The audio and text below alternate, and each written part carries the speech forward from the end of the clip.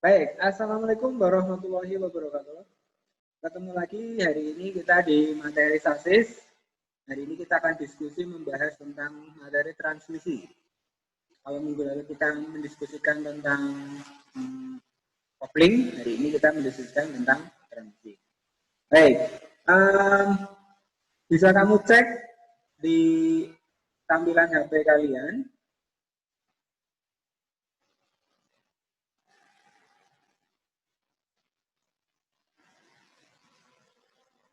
Oke,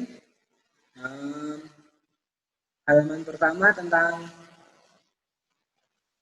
kenalannya nggak usah ya, ini kalian sudah kenal Pak Anjar lama. Nah, hari ini kita mendiskusikan tentang transmisi, bahwa prinsip dasar dari transmisi itu apa dan bagaimana kita akan jelaskan. Yang pertama adalah tujuan. Setelah pembelajaran hari ini, diharapkan kalian bisa memahami, menyebutkan komponen dan seterusnya tentang memelihara mekanisme transmisi. Bahwa yang kedua, transmisi manual ini prinsip kerjanya adalah menggunakan hukum momen. Momen adalah gaya kali jarak. Gaya adalah tenaga pada putaran mesin. Sementara jaraknya bisa kita mainkan. Jarak bisa kita mainkan dengan merubah besar kecilnya gear yang menyebabkan adanya perubahan gear rasio. Nah, kenapa transmisi itu penting? Kira-kira ada 4 fungsi transmisi yang utama.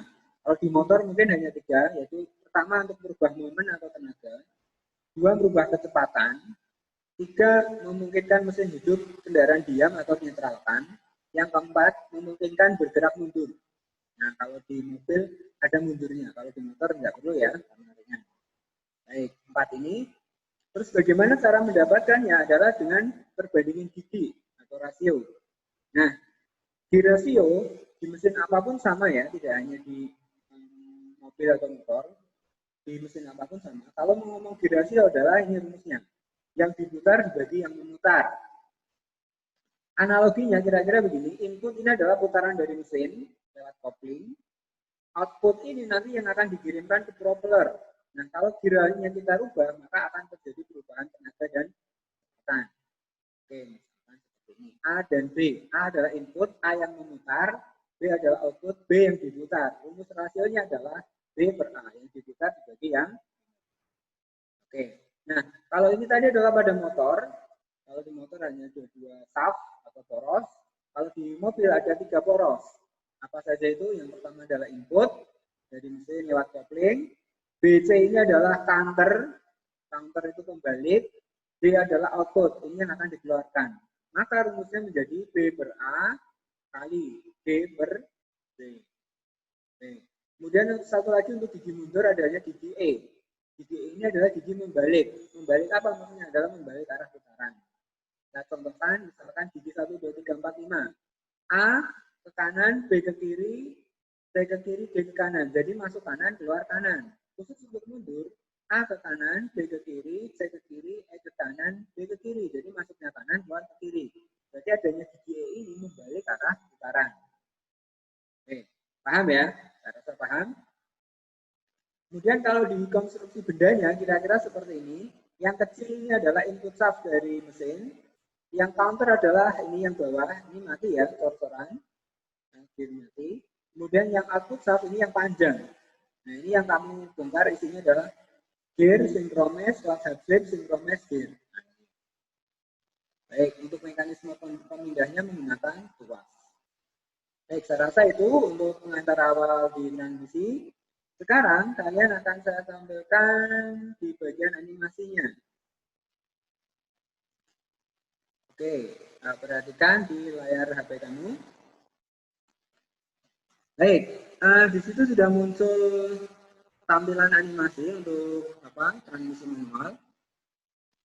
Intinya adalah bahwa mesin menghasilkan putaran pada poros engkol, yaitu merubah energi panas hasil pembakaran menjadi energi gerak berupa putaran pada poros engkol. Nah, putaran poros engkol ini yang akan diteruskan sampai ke roda. Oke, nah kalau di sepeda motor berarti dari kertas, kopling, gear, rasio, kemudian gear depan, rantai, gear belakang, roda.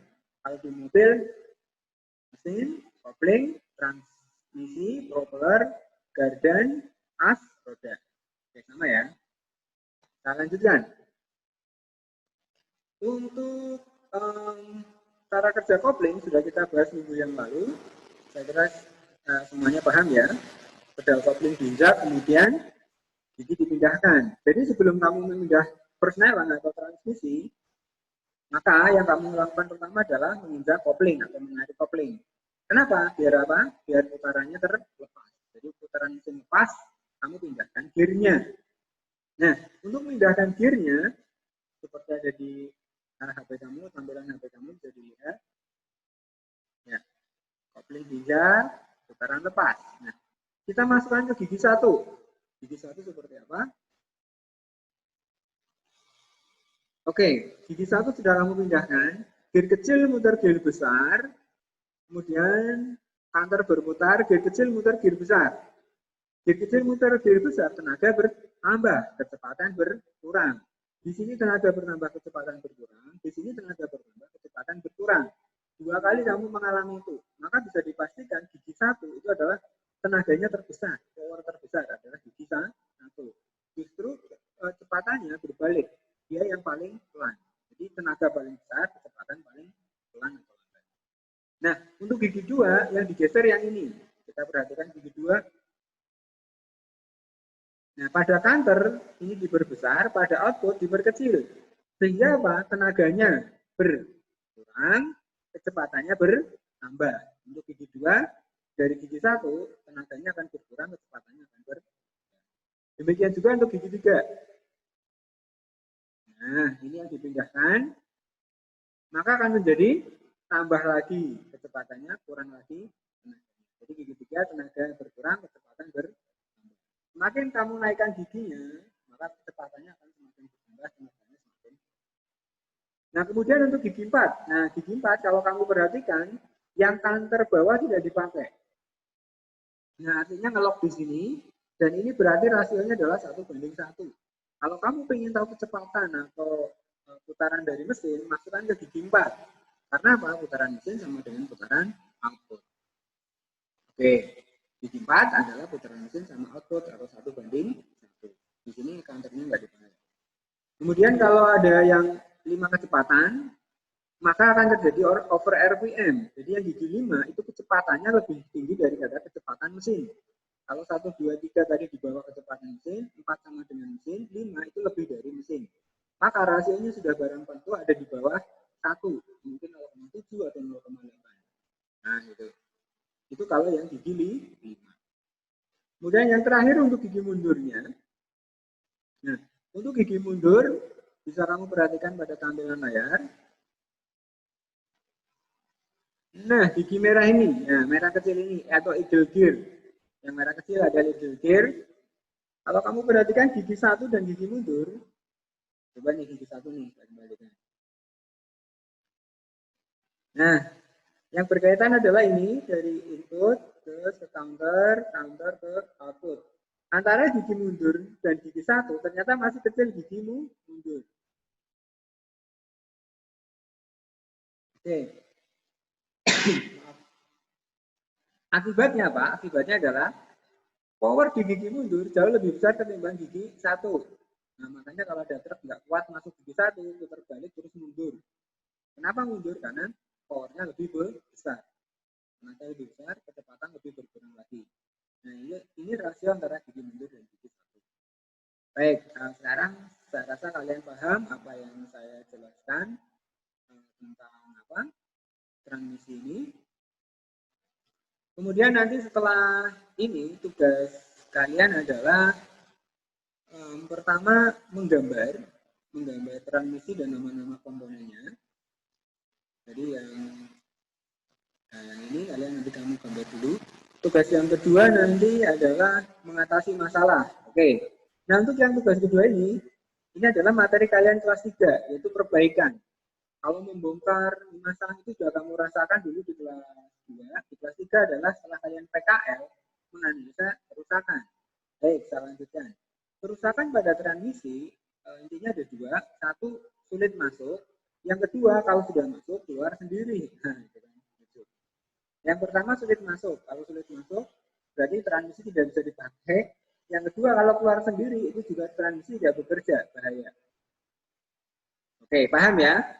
Masalah transmisi ada dua. Kemudian, kalau kemarin di komponen terlemah di sistem coupling adalah tambah coupling, maka kalau di transmisi komponen terlemah adalah sinkromes.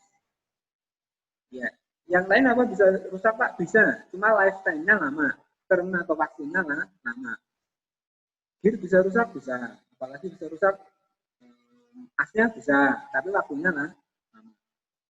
Nah, khusus untuk yang terlemah, sinkromes, ini yang umum.